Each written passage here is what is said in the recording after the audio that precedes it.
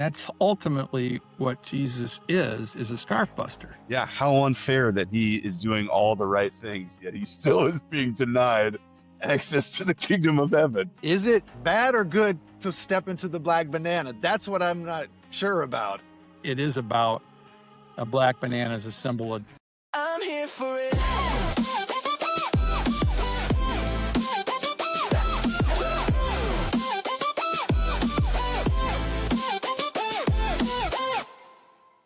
Well, let's take a look at it because it's pretty crazy. Can we hear an intro to Black Banana, the part that Tim sent originally? Oh, no.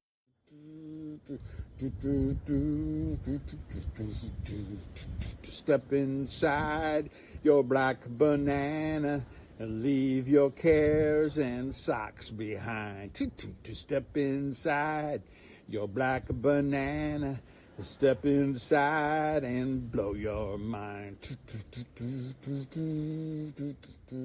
That is awesome. Tim, every time I listen to this, I imagine you're just like walking through the park, singing this song into your phone. Where were you when you were actually recording it? I was in my bedroom, and I can tell you that the do, that part is just like I just did. I was just humming, and it's like the everyman. We've all been in the shower doing something similar. Right. Yeah.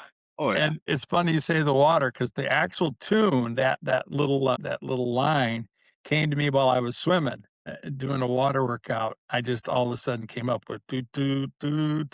And because Black Banana did not have music to it until just a couple months ago. So it was written.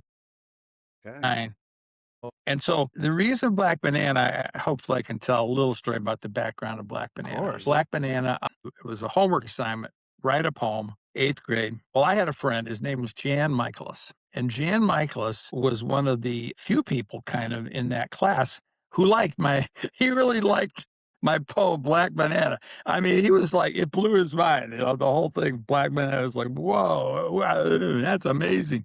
So he always just thought that was the coolest thing. Well, I ended up rooming with him in college, and he got married here in Nebraska, and they moved to California, and and we all go through life. And so when I was telling him about this project, he said to me, you should put Black Banana to music. And he's always been the one encouraging me to give Black Banana a little more airplay. So, the fact that anybody can hear and they enjoy Black Banana without Jan Michaelis, it probably wouldn't be possible. And he told me when I accept the award for AI music at the Dove Awards, he told me that I needed to mention his name. And I said, I will give you a shout out at the Dove Awards, but I guess this podcast will have to tide him over until that time. That's right. It's better than nothing. Yeah, that's right. That's right. That's right. What are these lyrics here? Yeah. Eat your dirty, smelly t-shirt sitting on a shower stall. Cuss your dog out, play your records, hop a freight, get out of town. Okay, this has got such Bob Dylan, Beatles coded vibe to it. What were the influences for this type of lyrical style? Because I don't know what it's talking about at all. Yeah. I'm laying my own interpretation onto it, which I think is so fun, because that means as many people there are in the world, there's that many interpretations. The next verse gives it away, where it says, John Lennon never eats the crust that may outline his daily bread. I still don't know what that means. I'm just asking. He was a Beatle. The influence. Yeah. Oh, I thought you meant understanding the song, because I do not understand the song. John Lennon would have any idea what that was talking about. No, I was just writing in the kind of the I Am the Walrus. I was influenced by I Am the Walrus, Sgt. Pepper's Lonely Hearts Club Band. I could feel that. I am Eggman, you are Eggman. Basically, the poem is just kind of a nonsense riff. I just put some words together and phrases together. And Black Banana actually was a thing that was in our 8th grade classrooms. A kid had brought a banana to school for lunch, and then left it in their bag and forgot, and then they put it up in a cupboard. and then it was uncovered, and we found this thing up there, and it was a black banana. So the idea of black banana came from an actual incident. But the song, as written in 1969, was just to befuddle my teacher and all the 8th grade students and make them think, "That guy's a what's his problem?" And if it weren't for Jan, no one would probably even know that it exists, but he kinda kept it alive all these years. These are my favorite type of songs where it's hard to interpret it except for your own way. And so Right. step inside your black banana, know your mind, step inside your black banana and don't slip. Is it bad or good to step into the black banana? That's what I'm not sure about. Is this a good thing or a bad thing? Good question. Because they're making me want to step inside the way you're singing so earnestly. Well, when I put the music to the lyric and I was told maybe I'd have to come up with what was the point behind it, I had to make something up. So the actual interpretation that I came up with, it was a couple months old, and so I just that's why it works for me now. So I say the Lord gave me a song when I was in 8th grade, and then he gave me the meaning for it when I was 71 years old. Yeah, gotcha. So I'm seeing something about inspired by the conversation between Jesus and Nicodemus. Am Yeah. I Yeah, help but me make that you know, connection? What's that I about? could go into it. I'd rather hear what you guys see. I mean, it's like art, what do you see? I love that it just randomly came to, not randomly, but that like a tune came to you Yeah, while you're doing your water aerobics. right, right, Ah, nice. right. So, yeah, that's why I say the Lord gave it to Yeah, me then knowing I'd need it now. He takes a big picture here, see? So, Johnny D, let absolutely. me ask you this. You said you don't know if it's good or it's bad. What has you say that? I mean, I'm gonna play the coach a little and draw you out a little bit. Yeah, like I said, it's earnestly singing about stepping inside the black banana, but most people don't want a black banana. What would be the value of a black banana? And I guess where my mind goes to is maybe our doing our own shadow work, doing having to contend with the dark parts of who we are, and you're not going to get healed unless you go through that path of stepping into that. So that's where my head went to. No, what about Dave? Have you? Well, I told you a little bit. No, We let me talked go a to little bit. Yeah, go to yeah, Logan. Yeah. yeah. Let me go to Logan. What? Do you hear anything in that, or do you see anything in No, that? well, I'll be honest. I didn't even get that until John just explained it, and I go, yeah, that makes sense. But so I'm gonna say, yeah, that's what I thought too. That's what I thought too. No, I'll be honest. I did. Would you said it was based on that conversation? Actually, I saw that in the email Yeah, between Nicodemus and Jesus. So I actually went and reread that chapter. yeah, Because I thought, I mean, I'm familiar. Most people are familiar with John 3. It's a pretty familiar passage, yeah. especially verse 16. A lot of Right. people know that one. Yeah. And so when I saw that, I went, I didn't catch any reference right away, of course. So I reread it and I thought, no, I'm still not catching it. So I Still was don't see actually it. very excited for this part of the conversation, especially because I wanted to know. I wanted to know what the interpretation was. But I like what John was saying there. That seems to make a lot of sense. Yeah, that shadow self is an interesting. Yeah. I must admit, I didn't look at it that way. No. The only other thing that I kind of Yeah. thought, and I did not have this until just now after hearing John, I could kind of maybe see, um, more on the side of like not necessarily the shadow work, but like just dying to yourself, like that's because I mean, I see a black banana, it's dead, right? It's bad. It's going through that. I think it's very similar to what John's saying, that shadow work, but it's that dying to yourself before you can be reborn, Yeah. Nice. I see that too. You see that, John? Yeah. Yeah, I get that. you have to look at the song through the conversation. So what I like about this is that I get turned on when people look at Christ's conversations in ways they've never looked at them before. Yes. Amen to that. So if you are a Christian and you go to church, then you get a sermon and you get someone telling you this is what it means, and you go, okay, thanks, and then you go home. And no one ever thinks about a thing.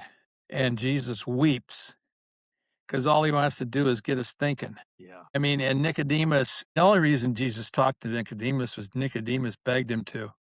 Nicodemus sought him out, and he went late at night because Nicodemus was scared because his buddies thought Jesus was bad news. And he said, I don't know.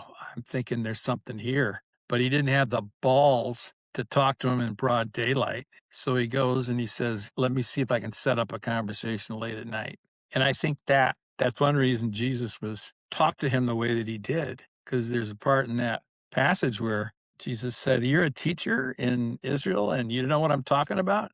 As if to say, you're kind of a big shot. You have no clue what's going on. And so he shook him. He just shook him right by the neck conversationally.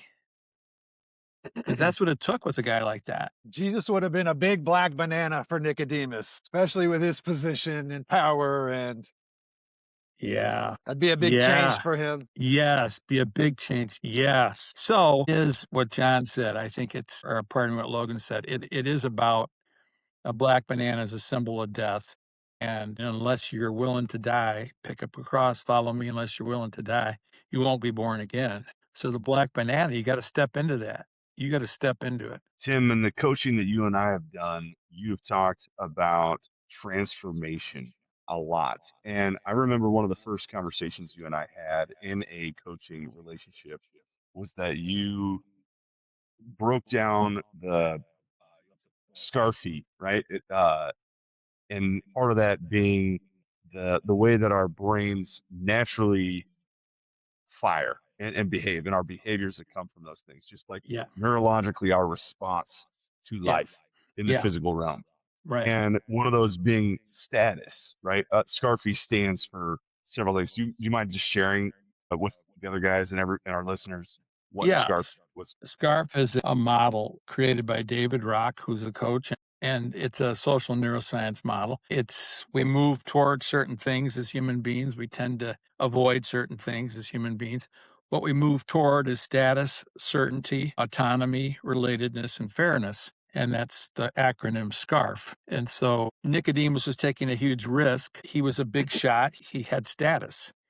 And the other thing was Nicodemus was a part of something, and that was the relatedness piece. He was a part of the ruling class, the religious elite. And so he was part of the in crowd, Nicodemus.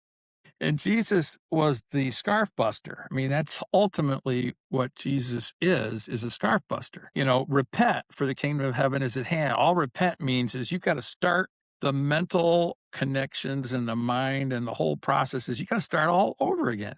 And that goes back to the being born again. So he came along to Nicodemus and basically blew up his status, his certainty, his autonomy related to fairness. And he asks us to give all that up as well. And that's what we're battling with, because that's our carnal mind.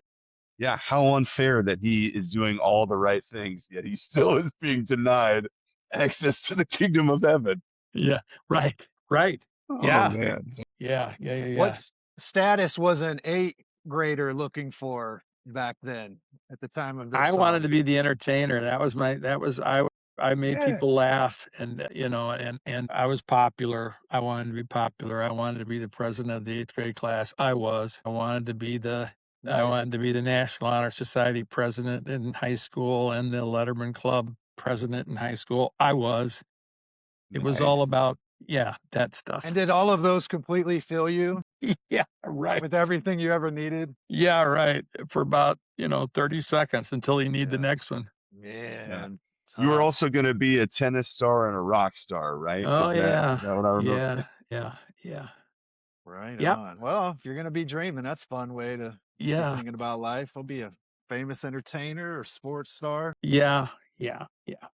All right. Well, how about we listen to this song? Let's hear what Black Banana turned into.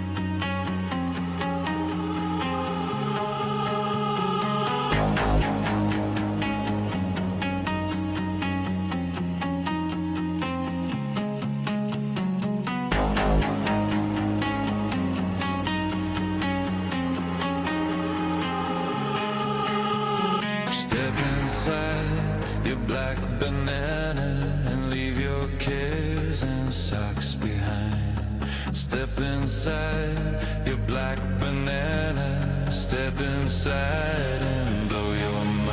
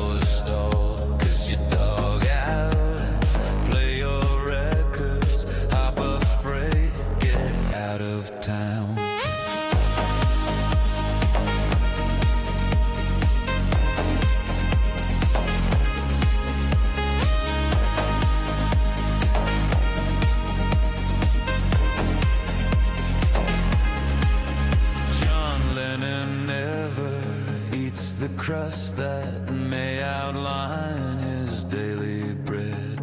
He poses for an album cover and all the world turns pale red.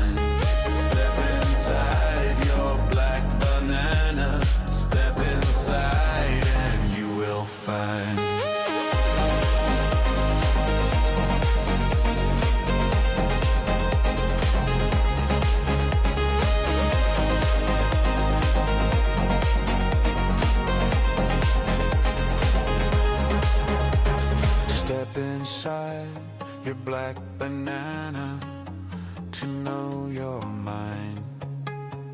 Step inside your black banana and don't slip.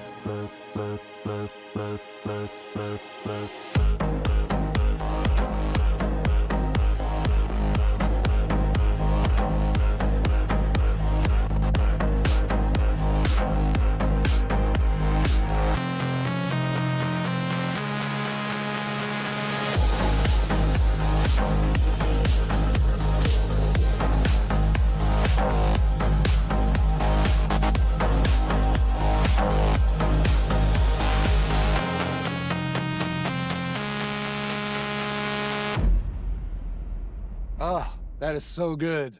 That is so good. I want to hear some reactions.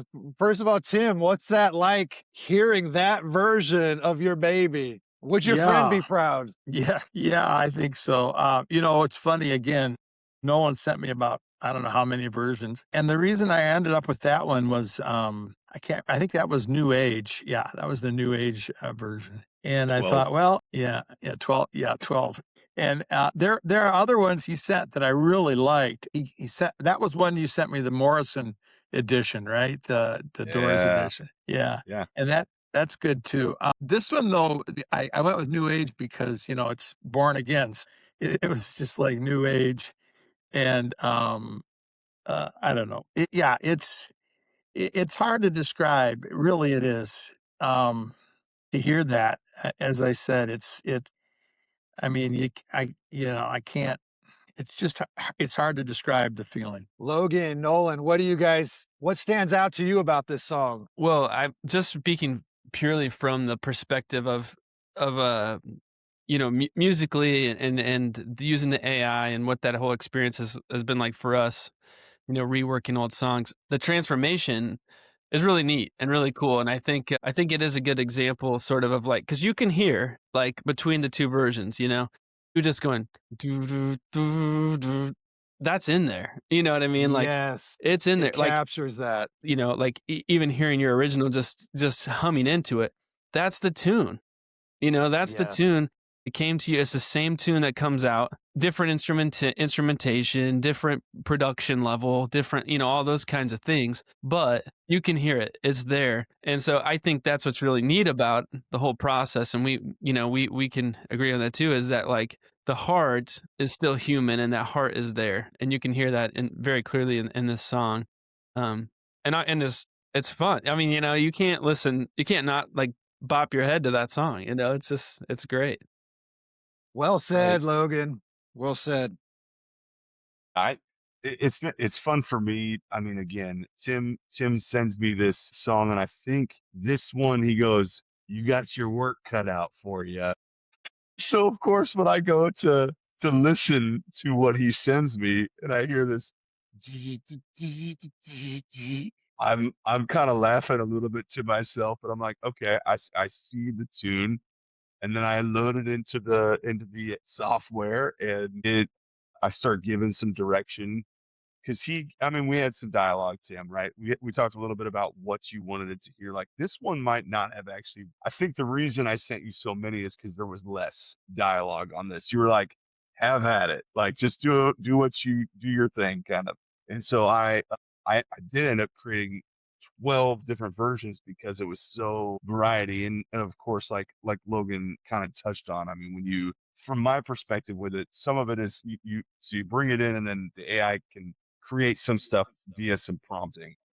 And then part of the way I feel with playing with it is it's like having access to a room full of studio musicians that are the most incredible studio musicians you've ever worked with. And you tell them, hey, this is the idea I have. So you guys played this, and then hold up. I actually want it to sound a little more funky. Wait, hold on. No, that's not gonna do it. Let's make it more like a pop rock. And then just they change it up and start doing it to the tune that you're wanting it to be. Because you're directing them, but they're keeping the authenticity of the initial sound, right? So, like Logan said, it captures what was the tune that Tim was given doing his thing, and it comes out in a crazy way. So I want to give you just the titles of some of these, so you guys have an idea of what we went through. So one of them is called Acid Rock. This sort of came from him telling me he was thinking of this uh, Beatles like 60s style, and so I came out with that, and then we ultimately settled on doing a tribute to the Doors as well, or a tribute to Jim Morrison, and have one that sounds a little bit like that. And then we had a pop rock version, a power rock.